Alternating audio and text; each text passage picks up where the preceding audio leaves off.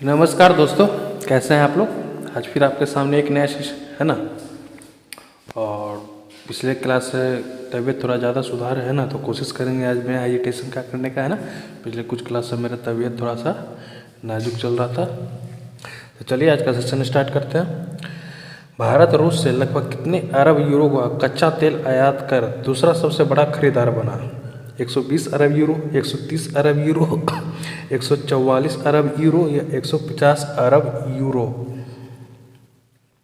Question कह रहा है भारत रूस से लगभग कितने अरब यूरो का कच्चा तेल आयात कर दूसरा सबसे बड़ा खरीदार बना। तो वह 144 अरब यूरो है ना। ऑप्शन सी होगा इसका राइट आंसर।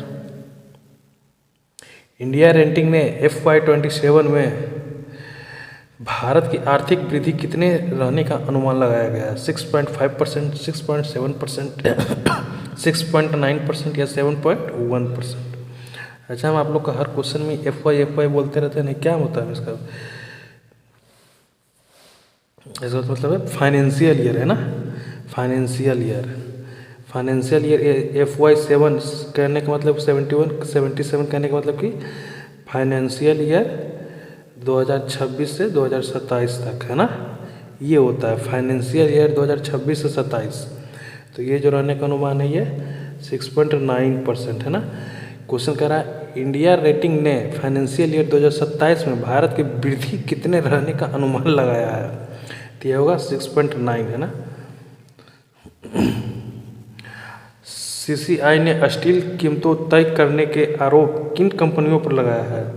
JSW स्टील, ये टाटा स्टील या NMDC। टाटा स्टील या सेल NMDC। टाटा स्टील या JSW स्टील या सेल। JSW स्टील या सेल या वेदांता। क्वेश्चन कह रहा है CCI ने स्टील कीमतों को तय करने का आरोप किन कंपनियों पर लगाया है। तो हो जाएगा ऑप्शन सी है ना। टाटा स्टील है, JSW है और सेल है ना। ये तीनों कंपनियों पर लगाया गया है आरोप। गोमेटो की दीपिंदर गोयक ने हवाई यात्रा के पुनः परिभाषित करने हेतु किस कंपनी की शुरुआत की है। Skyjet, Go Air X, Let Aerospace, जोमेयर। क्वेश्चन कह रहा है गोमेटो के दीपिंदर गोयक ने हवाई यात्रा को पुनः परिभाषित करने हेतु किस कंपनी की शुरुआत की है। तो लेट एरोस्पेस है ना। ऑप्शन सी होगा इसका right answer. Fino payment bank 8 से 10 जनवरी 2026 तक क्या करेगा। ATM सेवाएं बंद, डिजिटल भुगतान रोकेगा, सभी बैंकिंग सेवाओं अस्थायी रूप से निलंबित करेगा, केवल शाखाएं बंद करेगा। क्वेश्चन कह रहा है फिनो पेमेंट बैंक 8 से 10 जनवरी 2026 तक क्या करेगा। तो ये करेगा सभी बैंकिंग सेवाओं को अस्थायी रूप से निलंबित करेगा ना। ऑप्शन सी होगा इसका राइट आंसर है ना। और ये डेट याद आप लोग याद रखिएगा 8 से 10 जनवरी के बीच में है ना। सिलेंडर ने इंडिया AI मिशन के साथ मिलकर कितने करोड़ भारतीयों को AI साक्षरता देने की पहल की है। 50 लाख, 25 लाख, 10 करोड़, 1 करोड़। क्वेश्चन कह रहा है सिलेंडर ने इंडिया AI मिशन के साथ मिलकर कितने करोड़ भारतीयों को AI साक्षरता देने की पहल की है। हो जाएगा 1 करोड़ है ना। ऑप्शन डी होगा इसका राइट आंसर। 2025 में भारतीय रियल एस्टेट क्षेत्र में संस्थागत निवेश कितने अरब डॉलर तक पहुंचा है। 6.45 अरब डॉलर, 7.20 अरब डॉलर, 8.47 डॉलर, 9.10 अरब डॉलर।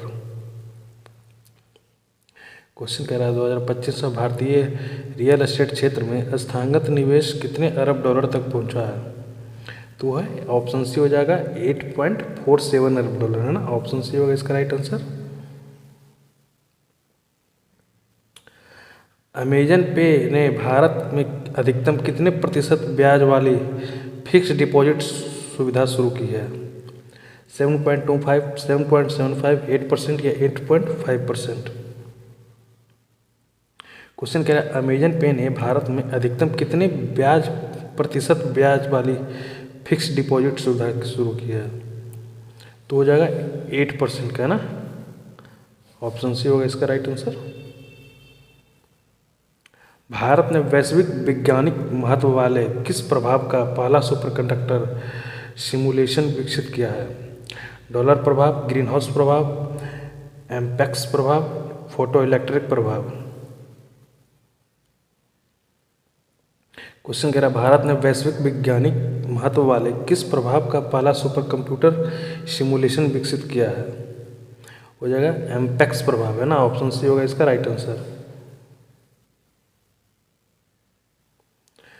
किस राज्य ने दृष्टिबाधित के लिए अपनी पहली ब्रेल लाइब्रेरी शुरू की है?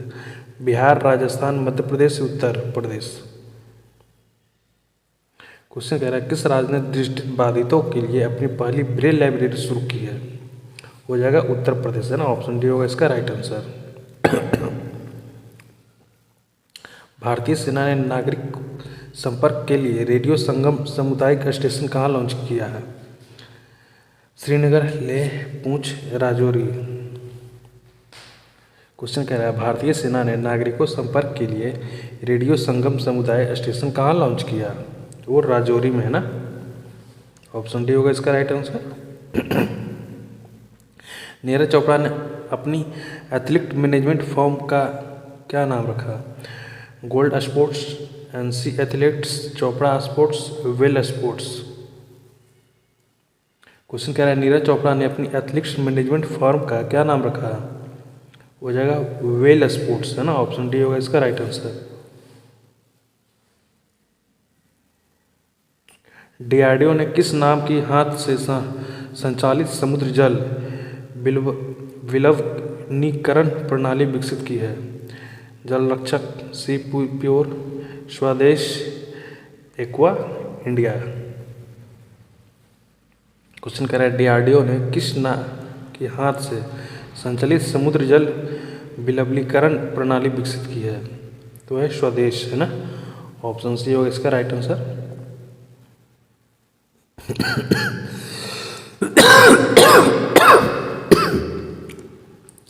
दिल्ली सरकार ने राजधानी को किस ढांचे में लाने हेतु आरबीआई के साथ एमओयू साइन किया है? मौद्रिक नीति ढांचा, बैंकिंग सुधार ढांचा, भुगतान प्रणाली ढांचा या आरबीआई ढांचा? क्वेश्चन कह रहे दिल्ली सरकार ने राजधानी को किस ढांचे में लाने हेतु आरबीआई के साथ एमओयू साइन किया है? वो है आरबीआई ढांचा, है ना। ऑप्शन सी होगा इसका राइट आंसर। जनजातीय मामले के मंत्रालय ने एफआरए डिजिटल प्लेटफॉर्म विकास पर क्या आयोजित किया? सम्मेलन, कार्यशाला, सेमिनार, हैकाथॉन 2.0। उसे जनजातीय मामले के मंत्रालय ने एफआरए डिजिटल प्लेटफॉर्म विकसित पर क्या आयोजित किया है? यह हैकाथॉन 2.0, है ना। ऑप्शन डी होगा इसका राइट आंसर। किसे एनएडी नारा परीक्षण पूल में शामिल किया गया है?